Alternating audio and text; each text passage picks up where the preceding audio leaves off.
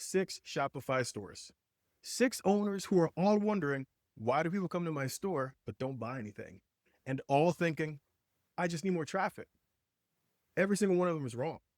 Because here's the thing, more traffic would have made it worse. Not better, worse. Every single one of these stores had a hole in it. And when you pour more water into a leaky bucket, you don't get a fuller bucket, you get a wet floor and a smaller bank account. So I went through all 6 of them: homepage, product page, cart, checkout. And the same mistakes kept showing up over and over.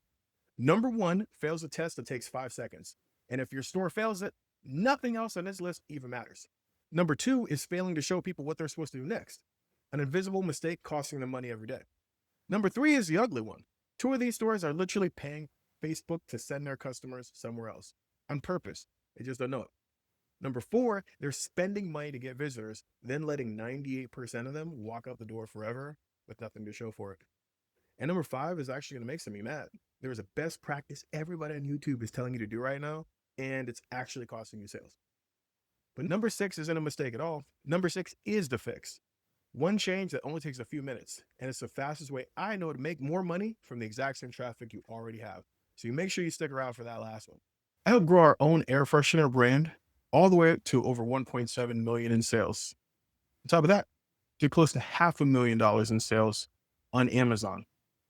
This is in addition to helping thousands of sellers like you across the world in different niches, different industries, all helping them grow more profitable brands the smart way. The first store that we're looking at today is called the spiritedexchangeco.com. So right away, we're going to start with our 5-second test. Now, what is the 5-second test? Modern internet surfers have the attention span of goldfish. Blame TikTok, blame AI, blame whatever you want. People do not stick around the way that they used to. And you have about 5 seconds to capture someone's attention, help them understand if they're in the right place, and give them clarity on exactly what they should do next.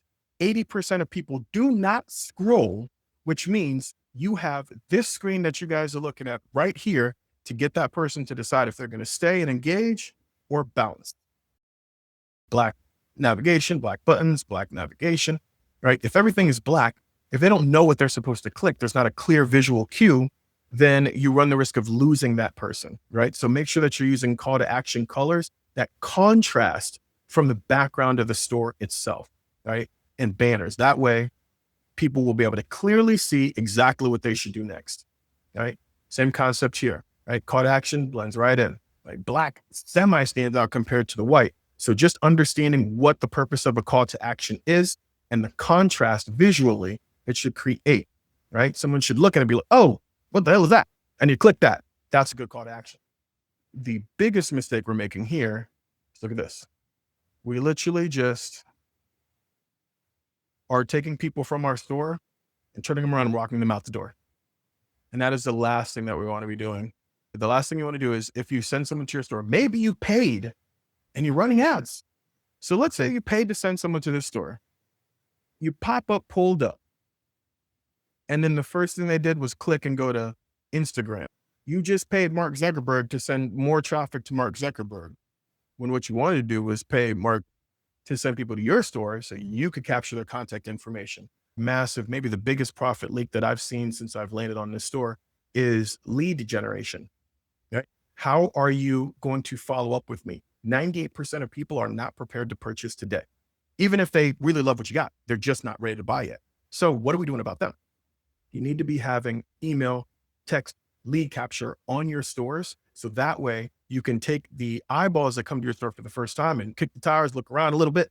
We can give them a sexy offer. We can give them a reason to come back. We can follow up with them to build trust and confidence over time. So massive profit leak here, right? Even if you are sending traffic, sending eyeballs, if you're not following up with them, you're leaving a minimum 30% of your revenue on the table every single month. It's a sales journey. I arrive on your store. I go to a collection. I go to a product page. I go to checkout. Okay, I'm not ready to buy yet. Luckily, you asked me for my contact information. You gave me a discount. I leave, right? My kid called me, whatever. Oh, I got an email from you. Oh, I got a text message from you. You're in my inbox. You're staying in front of me. Now you can help walk me through that buyer's journey. You get me to come back If you get me to come back to your store, I'm 5 times more likely to buy. You hear that, you guys? If you get someone to come back a second time, they're 5 times more likely to purchase from you. Play for purchase number 2, play for visit number 2 at all times. If you're not playing for visit number 2 right now, you are lighting your traffic on fire, and you definitely should not be thinking about ads and sending a bunch of eyeballs if we do not have an effective way to follow up with that traffic. That might be the most important thing I say to you guys. The other thing is, man, listen, for everyone watching this, you guys, please, with these ChatGPT AI banners, AI imagery, be careful with this stuff. It'll spit it out and you'll think it looks good, but most of the time it's going to try to put too much information into a banner like it did here. It's not always going to get the sizing right.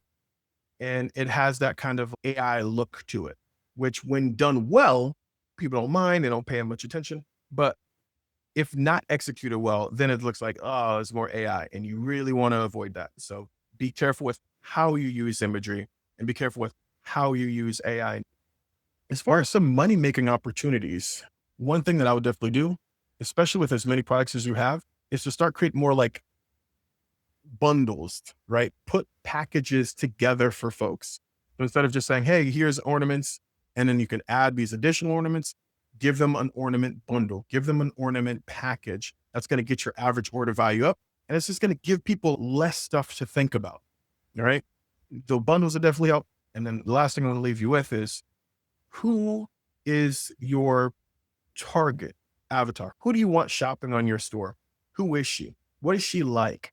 What is she coming to your store for? You want a lane.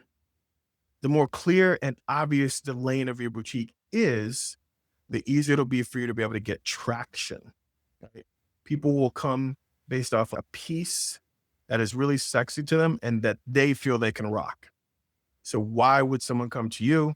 What could you help them rock? What would you use to stop someone in the feed? 6 stores, 6 leaks. And here's the thing I want you to notice. Not one of those fixes actually costs $1 in ad spend or another second promoting. Not one. Remember the leaky bucket? That's literally all this is. Most people spend years trying to pour more water, chasing traffic, chasing clicks. The ones who win, they focus on filling the holes first, and then you turn the waterfall on. That's it. So if you want me to pull your store up on a screen like this, tell you exactly what's costing you money, give you a few money-making hacks, drop your store URL in the comments. I pick a handful for every teardown session. And if you're a subscriber, your store goes to the top of the list. So it's subscribe before you drop it. And listen, I'm not going to roast you. Some of this channel is. Maybe a little bit. Because nobody's store is perfect. Mine wasn't. My students weren't. Every single one of these fixes started as somebody's embarrassing mistake, including mine. But you can't fix what you can't see. And that's the whole point of doing these. So if you're sitting there thinking, okay, I found the holes, now what do I actually do about it?